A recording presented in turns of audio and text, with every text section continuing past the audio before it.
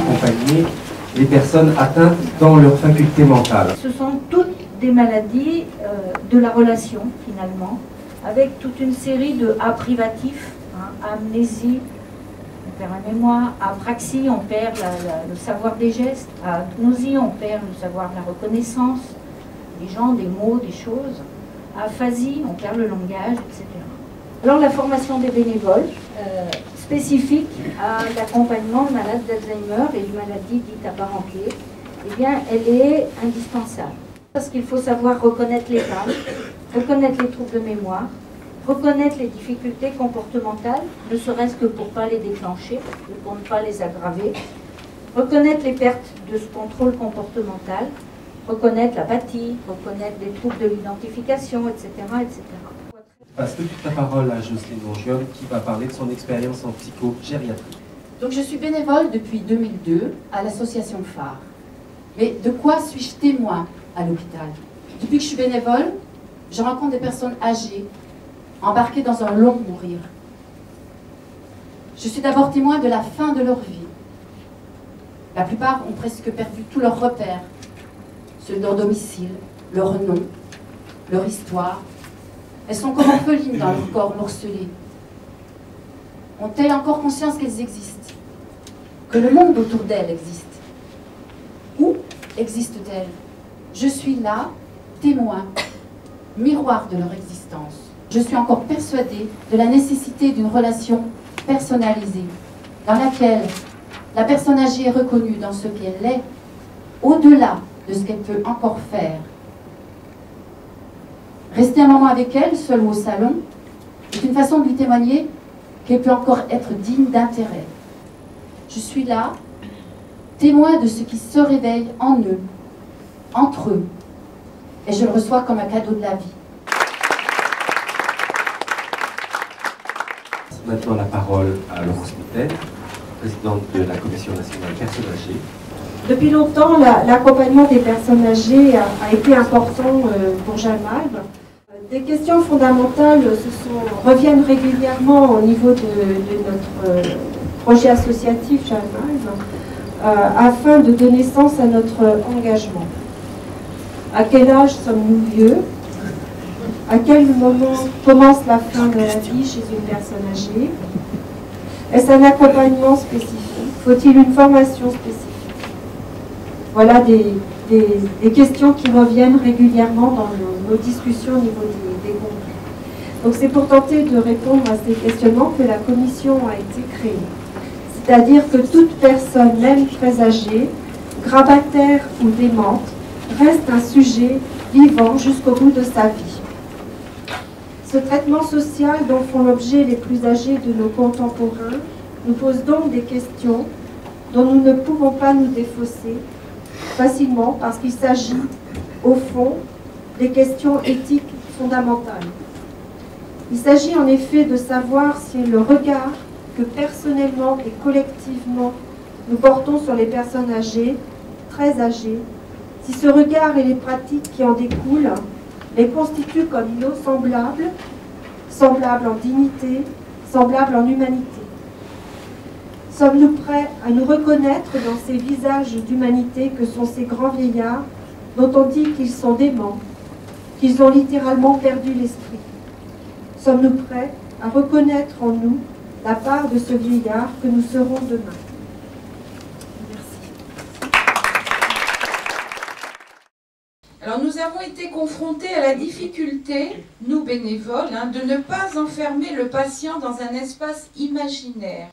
Il faut en fait désapprendre le silence et se réapproprier la parole afin de rencontrer l'autre dans sa conscience, le certifier dans son être en le nommant, apprendre à ne pas recevoir mais émettre, et surtout nous constatons que l'on ne peut confondre inconscient et non conscient. C'était nous qui devions être dans une dynamique d'émettre, d'amener la vie là où la vie semble... C'est vrai que l'accompagnement, c'est toujours le lieu de l'étonnement, c'est le lieu de l'entre-nous, et peut-être participons-nous à redonner à la personne en coma sa place dans le monde des vivants, car, comme le dit Françoise Dolto, un corps est toujours un corps dépendant, mais un sujet libre. Ça nous a été rappelé ce matin. Notre présence aide les soignants à être plus vivants et à soutenir la vie dans le service. Nous avons compris que nous tenions une place dans le système inconscient du patient, malgré toutes les questions que nous nous posons. Le coma n'est-il pas une fuite? Est-ce une tentative d'immortalité? Une dénégation de la mort? Le sujet quitte-t-il la vie sans mourir? Cela nous rappelle que l'homme n'est pas seulement relié à une existence, mais aussi à un mystère. Nous sommes en confiance et pacifiés auprès d'eux. Notre engagement prend tout son sens, car nous les maintenons dans la grande communauté des vivants. Voilà, je vous remercie. Bravo. Nous allons passer donc dès à présent à la deuxième intervention autour de situations complexes et l'intervention qui montre la collaboration entre l'équipe mobile de soins palliatifs et le SAMU avec Sylvie Berger-Montama et Thierry Rompioz. Donc, pour mon expérience, lorsque l'on informe les patients, lorsqu'on leur explique ce que peut réaliser comme soin et comme accompagnant le SAMU, l'avis est tout à fait favorable. Le patient et les familles adhèrent à l'élaboration de cette fiche. Sur le standard du centre 15, donc, on a une reconnaissance de l'appelant. Et puis, le médecin régulateur du SAMU peut consulter ce dossier médical simplifié. Alors, le SMUR, nous, il est évident que l'on assure un accompagnement, mais on peut aussi, bien évidemment, assurer des thérapeutiques de confort, telle une sédation, telle, comme on l'a dit dans le cas clinique, une aspiration pour passer dans le confort d'une situation gravissime. Le but aussi que l'on s'est donné dans cette commission, c'est d'essayer d'organiser un groupe de personnes ressources bénévoles qui aura pour mission de développer et de transmettre les valeurs qui nous animent. Pour dire que l'euthanasie est peut-être une bonne question, mais que ce n'est pas une bonne réponse. Qu'est-ce que c'est qu'une situation extrême? C'est sans doute une situation qui nous renvoie à nos limites et à notre impuissance. Alors, comment on peut la reconnaître éventuellement? C'est une situation qui est extraordinaire pour le bénévole et qui est en fonction de son histoire personnelle. Parce que c'est en fonction de votre vécu, en fonction de qui vous êtes, que cette situation va vous paraître particulièrement difficile et vous allez être confronté peut-être à l'extrême, parce que vous serez confronté à vos limites. Donc on est toujours dans cette attente d'une impossible réponse, et je crois que ce qu'on peut dire, c'est que chaque situation est unique, comme chaque soignant est unique, comme chaque bénévole est unique, et que chaque accompagnement est également unique. Voilà, je vous remercie.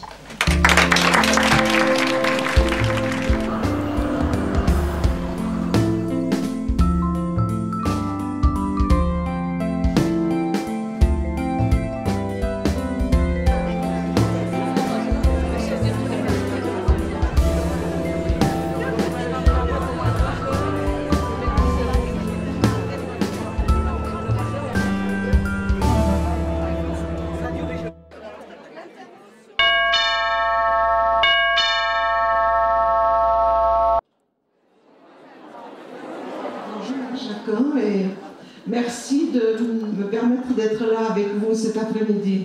Toute cette situation que nous vivons nous amène à penser que d'autres vont faire le travail.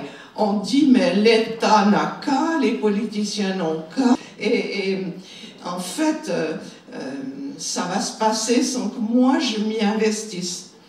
Mais cet engagement citoyen, il est absolument indispensable. On ne peut pas vivre sans cela dans une démocratie. Elle est indispensable, cette action dans la société, sur 3 plans.